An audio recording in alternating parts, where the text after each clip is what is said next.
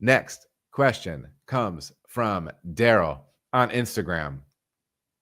I would like to know, speaking of which, this was funny. So if you're listening to this all in order, I would like to know more about adding adjunct to a one-off keg. Well, Daryl, I'm glad you asked, man. Let's get it. There was a beer that I did when I was back when I was listening to a bunch of Tom Waits, and he had a which one was it? It was off of Heart Attack and Vine, Mr. Siegel, and he had a song called Mr. Siegel, and in that he talked about it. You know, he buttons up his burgundy shirt or whatever. And I had this wheat wine, this big strong wheat beer. It was like 90. It was like 90. I almost said 90%. It was like 9% or something. Just a big pale, strong wheat beer, kind of barley wine-esque a little bit. And I had some beautiful cherry concentrate from someplace up in Michigan. I was brewing in Michigan at the time, Cherryland, USA. And so I'm like, you know, I'm gonna blow down the pressure on this keg, pour this cherry concentrate in here, and then rack a full half barrel on top of this, right? Mixing it and whatnot.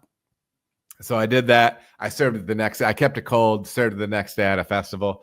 Called that beer Burgundy Shirt because it poured this nice dark, you know, red burgundy from the original like pale beer that originally was.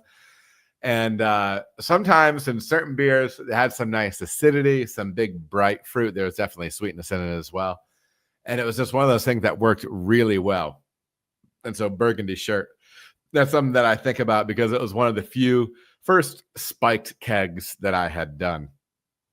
So you can take your puree, your concentrate, whatever adjunct you want to be putting in.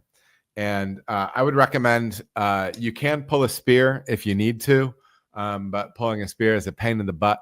So I always like to build out some sort of rig on the top of a Sankey connector. A lot of times you can get one that'll go from like beer nut to 1.5-inch valve or 1.5-inch triclover, and then put like a reducer on that's 1.5 up to 2 inches. So you kind of have like a little funnel for yourself. And you can sanitize all of that, attach that, blow down the pressure on the keg, and then pour your adjunct in through that, and then rack beer on top of that. So you still have kind of a closed system. You know, you're not busting it all the way open.